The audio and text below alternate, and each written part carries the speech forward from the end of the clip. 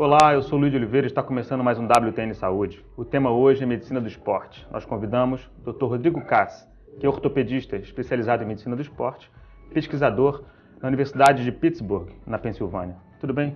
Tudo bem, como vai? Prazer tê-lo aqui. Prazer é todo meu. Quais são as lesões mais acometidas no esporte? Quais são as lesões mais comuns de ocorrer? Muito bem. As lesões mais comuns que eu pego no consultório e as lesões mais comuns dos atletas, não só aqueles atletas profissionais, mas também os atletas recreacionais, são as lesões dos ombros, as lesões dos joelhos e tornozelos principalmente. Obviamente, podem ocorrer lesões também na coluna, pés, mãos, mas as mais comuns são essas, principalmente. Vamos falar sobre joelho, especificamente do joelho. Quais são as lesões mais acometidas no joelho? A articulação do joelho, como nós sabemos, nós somos bípedes e a nossa carga vai, ao invés dos quadrúpedes, vai bastante para as articulações de carga, quadril, joelho e tornozelo. Certo. E o joelho é uma articulação muito interessante. As estruturas mais acometidas são os ligamentos, a cartilagem, os músculos e meniscos, principalmente. Certo. Como ocorrem essas lesões, hein? Essas lesões podem ocorrer de todas as formas, tanto de um contato direto, quanto de um trauma torsional. O atleta sozinho faz algum movimento torsional ou rotacional do corpo e faz essa lesão no joelho, ou uma lesão de sobrecarga, também muito comum hoje em dia nas academias, pelo uso excessivo, às vezes, de alguns aparelhos. As contusões diretas também, da patela? Também, sim, certo. Com certeza. Como ocorre? Quais são as lesões? Então, lesão do menisco, as lesões dos ligamentos? Isso. E as tendinites? As tendinites, com certeza. Tá? Nós somos o país do futebol, então, no Brasil, principalmente, o futebol nos traz um grande número de lesões, principalmente as contusões musculares direto, mas os traumas torsionais são muito comuns. Teve até a gente exemplificando aqui, uma lesão, às vezes, traumas muito simples, em aterrissagens de atletas e que faz um trauma rotacional sobre o próprio eixo do joelho e fazendo alguma lesão ou do menisco em geral ou do ligamento cruzado anterior. Os atletas de fim de semana cometem das mesmas lesões que os atletas profissionais, né? Sem dúvida, mas na realidade eles têm uma susceptibilidade maior ainda. Certo. Obviamente, esses atletas recreacionais não são treinados da mesma forma que os atletas profissionais.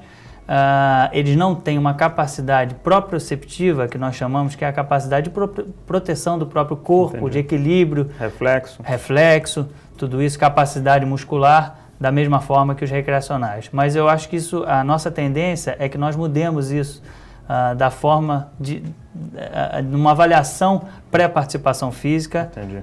Na realidade, no diagnóstico precoce de algumas lesões e na orientação, tanto com os fisioterapeutas quanto com os professores de educação física, como fazer o gesto esportivo da forma correta. Falando em diagnóstico, qual é a melhor maneira de se dar um diagnóstico de uma lesão no joelho? Como tudo na medicina, o melhor diagnóstico é o clínico, tá? Certo. Então, escutar o paciente, na verdade, a história do paciente é fundamental, como foi esse trauma, qual esporte que ele estava fazendo, qual o movimento que ele estava fazendo, o exame físico, a palpação do joelho, se o joelho está edemaciado, por exemplo, vou exemplificar, em 80% das lesões do ligamento cruzado, lesão típica que aconteceu com Obina, jogador do Flamengo, que acometeu o Nilmar mais recentemente, certo, que foram submetidos à reconstrução do ligamento. Essas lesões, em 80% pelo menos, elas já geram um edema logo de cara, que é uma hemartrose, um derrame de sangue dentro da articulação. Então, nós estamos atentos para isso, já começamos a fazer o nosso diagnóstico.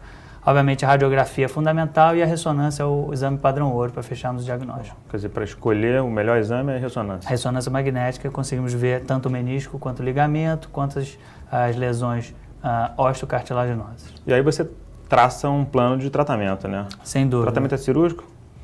Tudo depende, na realidade depende do grau da lesão e existem classificações para cada tipo de lesão diferente.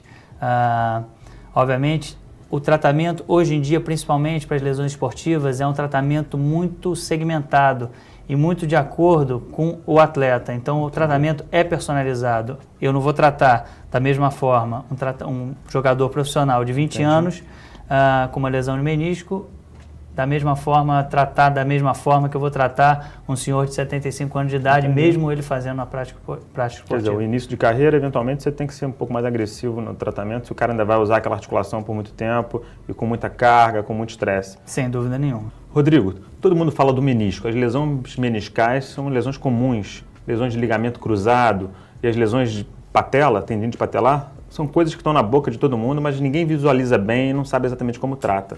Me fala disso. Importante primeiro para o paciente saber o que é essa lesão, o que ele está sentindo, qual é o tipo de lesão que ele tem. O menisco, na realidade, é uma estrutura fibrocartilaginosa que está no interior do joelho e é uma estrutura fundamental para a articulação, para que não haja degeneração da cartilagem. A cartilagem, até o ponto que se sabe, não é uma degeneração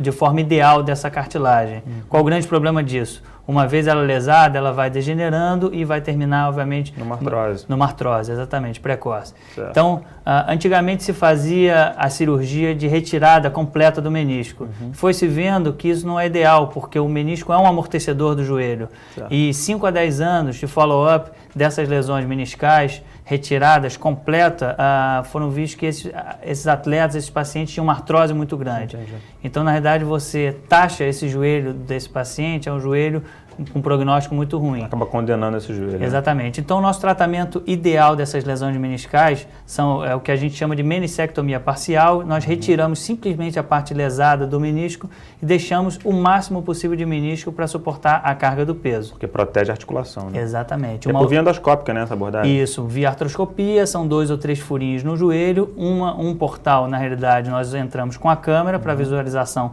de dentro da articulação. Antigamente era só para diagnóstico, hoje em dia fazemos o tratamento junto. Certo. E entramos no outro portal com a pinça para o tratamento, ou para retirada do menisco lesado, ou simplesmente também para sutura. Fazer a sutura do exatamente, desse menisco, que são para casos mais específicos, mas é um tratamento muito indicado hoje em dia. E o famoso ligamento cruzado, como é que ele é? O ligamento cruzado, juntamente, existem 2 ligamentos cruzados, o ligamento cruzado anterior e posterior.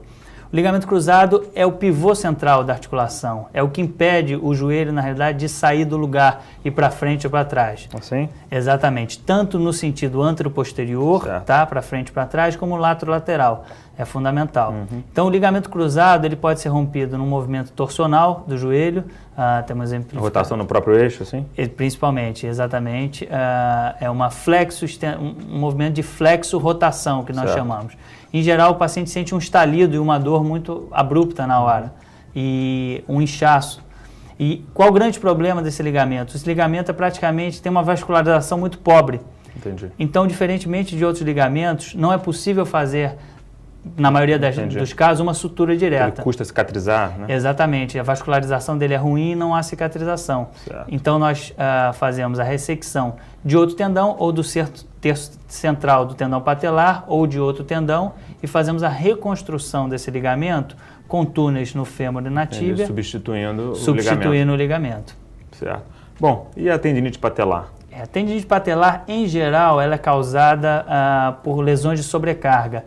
Em geral, ela é chamada de jumper's knee nos Estados Unidos ou joelho do saltador, que é muito comum em atletas de voleibol, de basquete e, em geral, acomete o terço distal da patela. É uma lesão de sobrecarga, em geral ela responde muito bem à fisioterapia. Quando não responde à fisioterapia, existem outros métodos de tratamento, como a cirurgia, e hoje em dia o que eu tenho utilizado no consultório é um novo tipo de tratamento chamado terapia de onda de choque, que é uma analogia à litotripsia. Externa, né, por onda de choque. Exatamente. Que na realidade são ondas acústicas que penetram nessa área, que tem a capacidade da retirada dessas calcificações e também um efeito da formação de novos vasos, um efeito biológico anti-inflamatório local. É o mesmo mecanismo, né? A onda se propaga pelo meio com a densidade semelhante, quando reverbera numa situação mais sólida, né? Um anteparo mais sólido, fragmenta, né? E a gente tem tido resultados muito bons, de 70%. Nós na clínica, no CREB, Centro de Reumatologia, Botafogo, nós temos um volume muito grande de pacientes com esse tipo de patologia. E a gente está com uma experiência de 70% a 80% de bons resultados. Eu, como cirurgião, tenho evitado cirurgia em alguns desses casos. É minimamente invasivo, né? Não precisa certeza. cortar ninguém. WTN Saúde vai ficando por aqui. Mas não esqueça dos nossos extras. Clique nos nossos links também. Até a próxima.